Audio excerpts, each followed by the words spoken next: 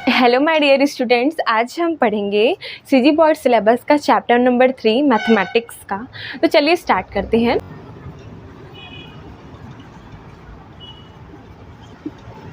द्विघात समीकरण, ठीक है, ये क्या होता है इसको हम समझते देखिए।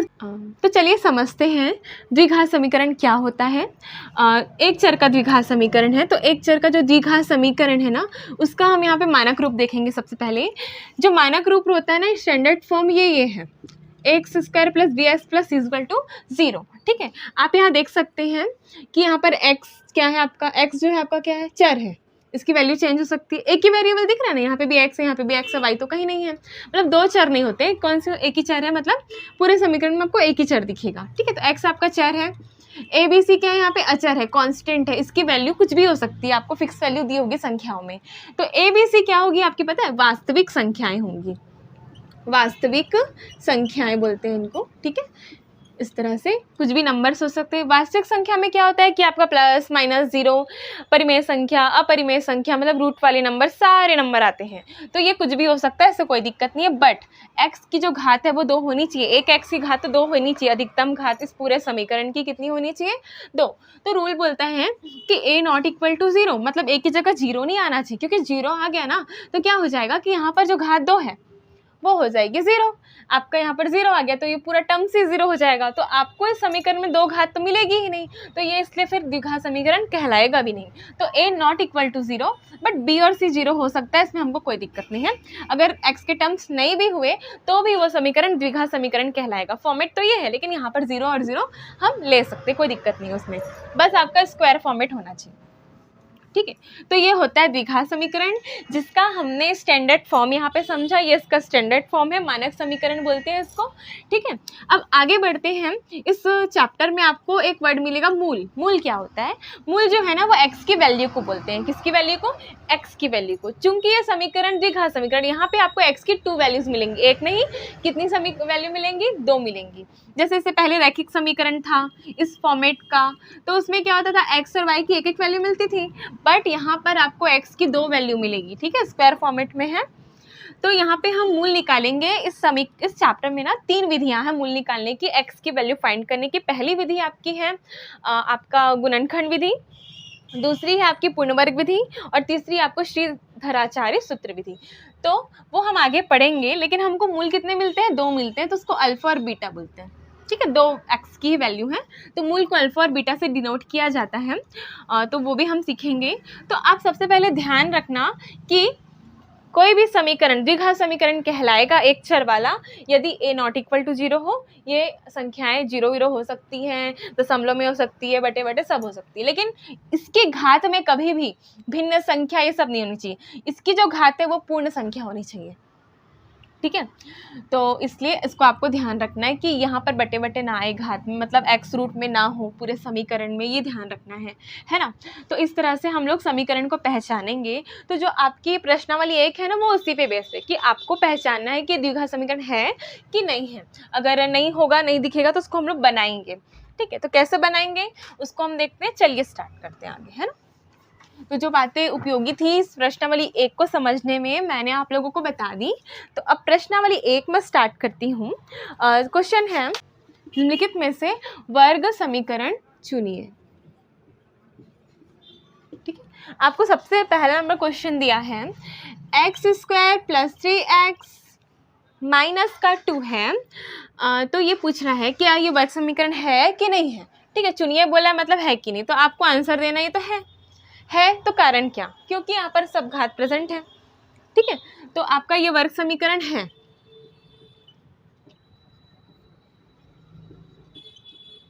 क्यों है, क्योंकि इस समीकरण की अधिकतम घात 2 है ना, जो कि हमको चाहिए थी।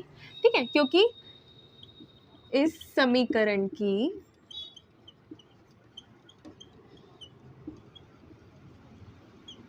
अधिकतम घात 2 है, इसलिए क्या है, ये वर्ग समीकरण है।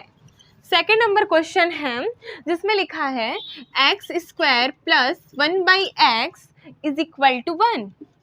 तो आपको ये बताना है क्या ये समीकरण द्विघात समीकरण है। तो आपको मानक वर्ग समीकरण में तो देखा है आपने क्या होता है, ax square plus bx plus c is equal to 0, x into में है, बट यहाँ पर देखो x डिवाइड में आ गया है, तो ये नहीं लग रहा देखने से। फिर भी आपको क्या करना, सॉल्व करके शो करना है कि है भी कि नहीं। तो अगर मैं इन दोनों को जोड़ना चाहूँ तो मेरे को क्या करना पड़ेगा, हर समान करना पड़ेगा। यहाँ पे x है, यहाँ पे 1 है, ठीक है, और x और 1 का एलसीएम क्या होगा, x ही आएगा, मतलब यहाँ पे x बाई एक्स से गुणा भाग मुझे करना पड़ेगा, ठीक है। तो आइए गुणा भाग करते हैं। यहाँ पर क्या होगा, ऊपर में x और एक्स स्क्वायर का गुणा होगा तो कितना आ जाएगा, x की घात में 3 बट्टे में x आएगा plus 1 by x is equal to 1, ठीक है। देखो दोनों की घात समान हो गई ना, तो x को एक बार लिख देंगे और ऊपर में लिखेंगे x की घात 3 धन 1 इक्वल टू 1। अब ये देखो पूरे के भाग में उधर जाके क्या हो जाएगा, गुणा हो जाएगा, तो x की घात 3 धन 1 बराबर 1 इंटू एक्स, ठीक है।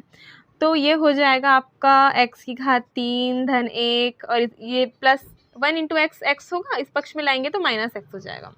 तो ये इक्वेशन हमको मिली। आप देख सकते हैं कि इक्वेशन की अधिकतम घात 2 नहीं, कितनी है, 3 है। इसका मतलब ये वर्ग समीकरण आपका नहीं है। तो क्या लिखोगे, चूंकि इस समीकरण की अधिकतम घात कितनी है, 3 है, इसलिए वर्ग समीकरण नहीं है।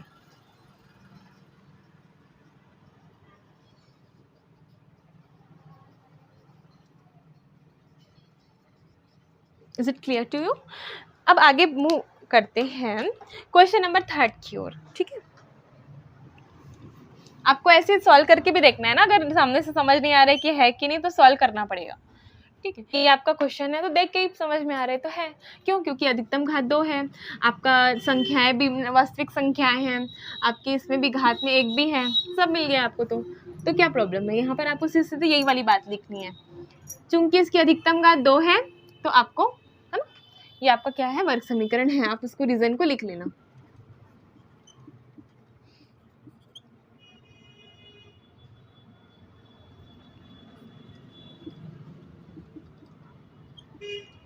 क्या लिखोगे रीजन में, जो अपने यहाँ लिखा था, वर्ग समीकरण है क्योंकि समीकरण की अधिकतम घात 2 है, यहाँ पे सेम चीज लिखनी है।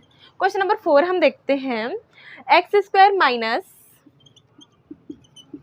3√2 प्लस 2 इज इक्वल टू 0, ठीक है। ये आपको क्वेश्चन में दिया है। तो अब देखो, सबसे पहले अधिकतम घात 2 है, ठीक है, यहाँ पर x है ना, ठीक है, और यहाँ पर x वाला टर्म्स भी है। अब तुलना करो ना मानक वर्ग समीकरण से, ये वाला है आपका मानक वर्ग समीकरण, तो उसको तुलना मैं करती हूँ तो एक्स स्क्वायर भी यहाँ प्रेजेंट है, एक्स भी प्रेजेंट है और संख्या भी है, और आपकी b की वैल्यू यहाँ पे रूट में दी है, तो कोई प्रॉब्लम नहीं है, तो वास्तविक संख्या है, तो इसका मतलब ये द्विघात समीकरण है आपका, ठीक है।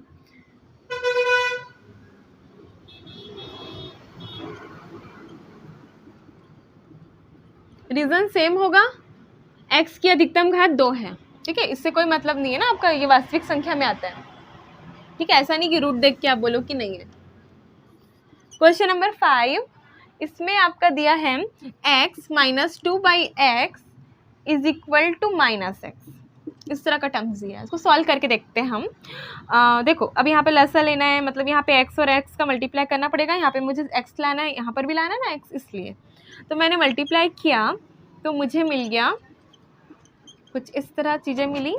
देन जो डिवाइड में सेम रहता है तो एक बार लिखते हैं ना, तो मैंने एक बार लिखा और ऊपर में लिख दिया x square minus 2 minus x, ठीक। अब ये भाग में है ना, x उधर जाएगा तो क्या हो जाएगा, गुणा में चला जाएगा, तो x square minus 2 is equal to minus x into x, ये इस तरह हो जाएगा।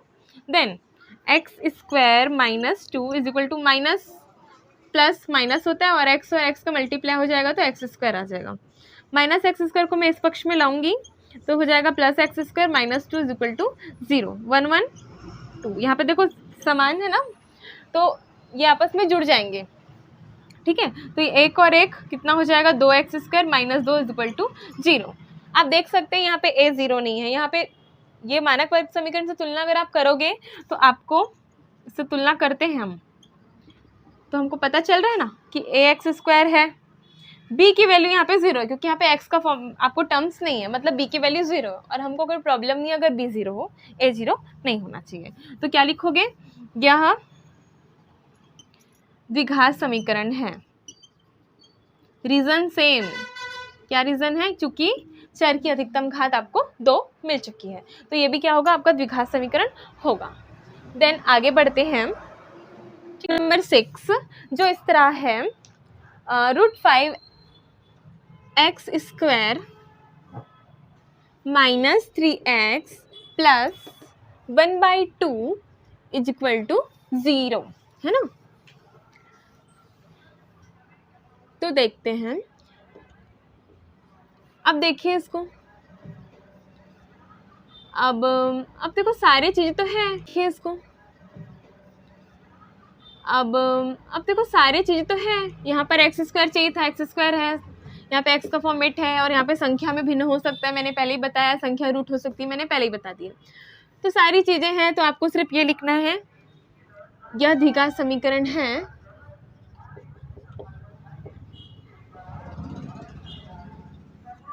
ना, क्योंकि चरों की अधिकतम घात क्या है, चर की अधिकतम घात 2 है।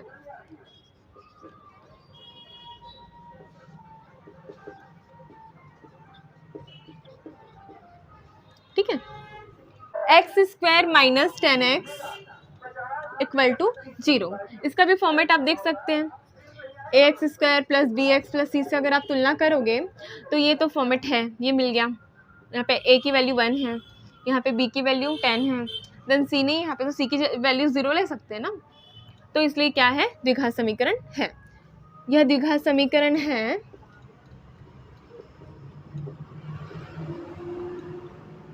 क्योंकि चर की अधिकतम घात 2 है।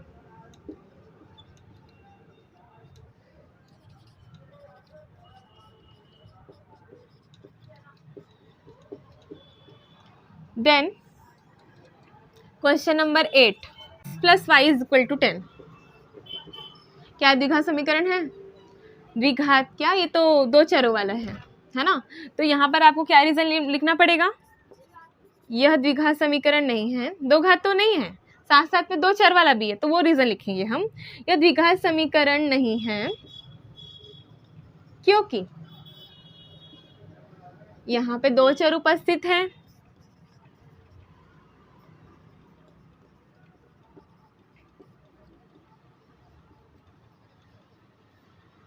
ठीक है, तथा x की घात भी 1 है ना, ये भी लिख सकते हो,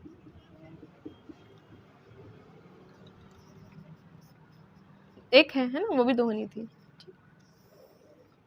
then question number 9 x plus 5 is equal to 7, क्या ये द्विघात समीकरण है, यहाँ पर तो नहीं है, देखो घात में 2 तो है ही नहीं, घात में 1 है, तो आपको मानक वर्ग समीकरण का जो फॉर्मूला तुम्हें बोला गया था ना कि a नॉट इक्वल टू 0, अगर मैं एक्स स्क्वायर का फॉर्मेट लेती हूँ, मतलब a को 0 लेना पड़ेगा ना, तो a नॉट इक्वल टू 0, इसलिए यहाँ पर क्या होगा, द्विघात समीकरण, यहाँ 2 घात है ही नहीं, तो यहाँ लिखोगे यहाँ पे, यह द्विघात समीकरण नहीं है।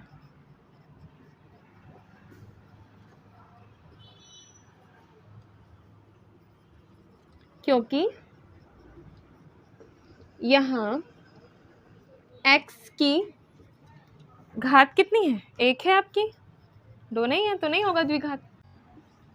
10 में क्या दिया आपका x minus 8 is equal to 0। अब ये पूछ रहा है क्या ये द्विघात समीकरण है, तो इसको अंदर गुणा करते हैं, क्योंकि इसका मतलब है ना, गुणा के कोष्टक के अंदर में जो 2 संख्या दी है, बाहर वाली अंदर से क्या होती है, गुणा होती है, तो मैं x का x से गुणा करूंगी तो हो जाएगा एक्स स्क्वायर माइनस x का 8 से गुणा करूंगी तो हो जाएगा 8x इज इक्वल टू 0।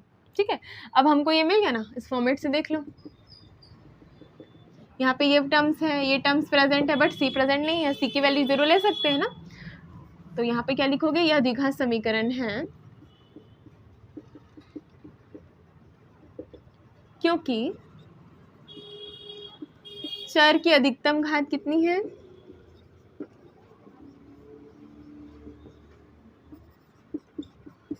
2 है। मैक्सिमम घात मतलब ऐसा नहीं है कि यहाँ पे 2 घात वाला है और यहाँ पे 3 घात वाला है तो नहीं लेंगे, अधिकतम घात फिर 3 हो जाएगी ना, इस वजह से बोला जा रहा है। ठीक है, इस तरह से हमने समझा। इसको समझने के लिए आपको सिर्फ 2 बातें ध्यान रखनी है। पहला, a नॉट इक्वल टू 0, दूसरा ABC रियल नंबर्स होने चाहिए, एंड तीसरा कि कुछ प्रेजेंट नहीं भी हो, B और C 0 है, हो सकते हैं तो भी चलेगा, लेकिन a और ये जो x की घात वो पूर्णांक होनी चाहिए। अगर x स्क्वायर भी है बट स्टिल यहाँ पे -1 दिया है घात में, या बट्टे में घात है, x की घात 1/4 है, तो नहीं होगा। भिन्न भी नहीं होनी चाहिए घात में, ठीक है।